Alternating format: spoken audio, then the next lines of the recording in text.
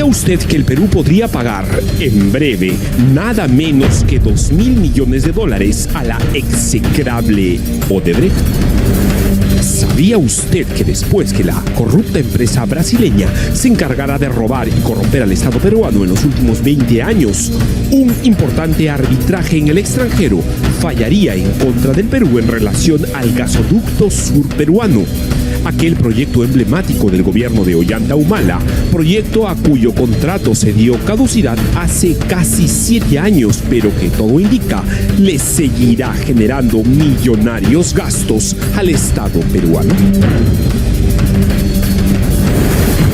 El proceso de Enagas, que se inicia en el 2018 y luego el de Odebrecht, que casi año y medio, 2 después, en conjunto la pretensión de ambos, la suma, es del orden de $2.000 millones.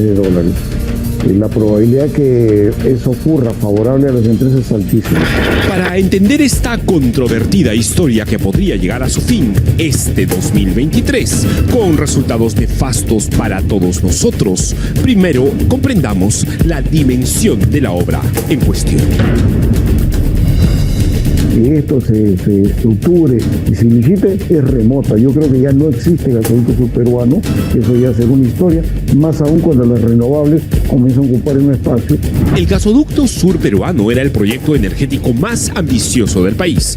Planteaba la construcción de una tubería de 1.000 kilómetros para transportar gas natural desde Camisea en Cusco hasta Moquegua, abarcando 6 regiones del país para asegurar el correcto suministro del combustible.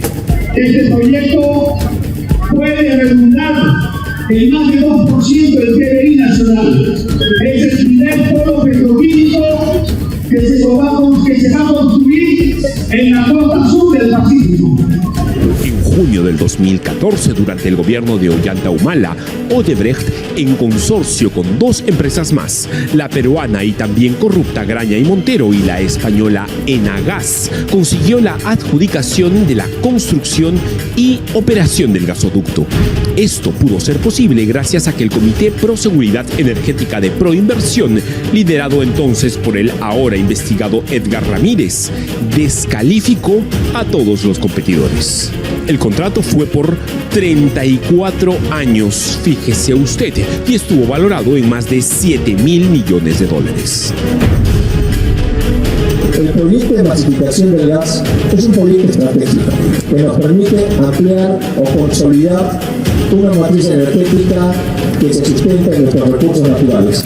Cuando se firmó el contrato del gasoducto en 2014, el caso Lava Jato ya estaba en proceso en Brasil. Pero la constructora Odebrecht aún no había sido involucrada. Recién la metieron en el asunto en 2015 con la detención de su dueño, Marcelo Odebrecht. Esto fue lo que puso en problemas de financiamiento al proyecto en Perú, pues el sistema financiero internacional no otorga recursos a empresas en investigación por casos de corrupción. Mi objeción al ducto fue la licitación que no se dio, o sea, se dio a un solo postor. En febrero del 2017, ya con PPK en Palacio, el Ministerio de Energía y Minas oficializó que el contrato de concesión que se había firmado se diera por concluido. De acuerdo a la resolución suprema publicada en esa época, se tomó esta decisión porque el consorcio que integraban Odebrecht, Graña y Montero y Enagas no acreditaba el cumplimiento del cierre financiero dentro del plazo contractual establecido.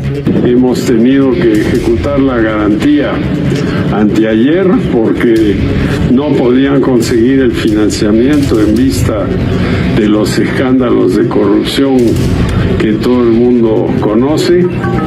El error que se dio en el gobierno de PPK y que hoy le genera gastos millonarios a todos los peruanos no habría estado solo en cancelar el contrato del gasoducto, sino en un decreto de urgencia que se daría luego que, al paso del tiempo, le ha dado los argumentos necesarios para que estas empresas que hoy demandan al Perú tengan todas las de ganarnos en un arbitraje internacional.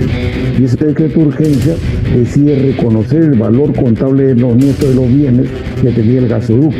ese valor contable neto de los bienes es 2.000 millones de dólares, que obligaba que en un año el Estado peruano, ya sea porque vendió los tubos, porque le otorgó la concesión a otro o con recursos propios, tenía que devolver los 2.000 millones. Llegó el 2018, por supuesto que no se devolvió, ni siquiera se valorizó los bienes y eso originó los precios arbitrales que están en marcha. Esa culminación de contrato hizo que en 2018 Enagas demandara al Estado peruano ante el CIADI. Lo que hoy pretende la empresa española es, según su demanda, recuperar la inversión que hizo y que perdió cuando el gobierno de PPK rescindió la concesión del gasoducto sur peruano. Esa decisión sonaba pues a que ya te quité, pero ahora te voy a hacer resarcir los gastos que has incurrido. A eso sonó. Y eso no era correcto. Lo correcto era terminar la concesión, te ejecuto la carta fianza, ve tú qué haces con tus bienes. Solamente el monto que esa compañía española reclama es de $500 millones. De ganar el arbitraje internacional, esa compañía española estaría contemplando recuperar 200 millones este año y los 300 millones restantes para después del 2030. O sea, en todas las canchas posibles, el Perú pierde y pierde mucho. Yo le voy a pedir a mis ministros que le echen látigo pues al burro para que ande más rápido, ¿no? Tenemos entonces a dos empresas del consorcio gasoducto demandando al Perú ante el CIADI. Primero, a Odebrecht por $1.500 millones y luego a Enagas por 500 millones. ¿Y dónde queda Graña y Montero, la tercera empresa que formó parte de este consorcio? El año pasado, en diciembre, el consorcio, el conjunto de las tres empresas, decidieron liquidar la empresa. La pregunta es, ¿y cómo voy a liquidar? ¿Qué tengo para liquidar para que recaude y pago a los bancos y al Estado peruano? Los que han decidido que se va como consorcio también al CIADI. Un tercer arbitraje se estaría cocinando, esta vez del consorcio gasoducto en su totalidad. O sea, ya no las empresas de forma individual, sino ahora irán en grupo a morderle el cuello al Perú.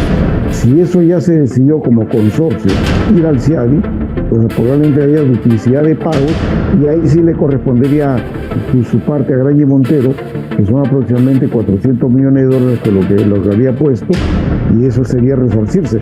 De ser el caso, se pediría $2.000 millones más. Y ahí sí le caería su tajada a Graña y Montero.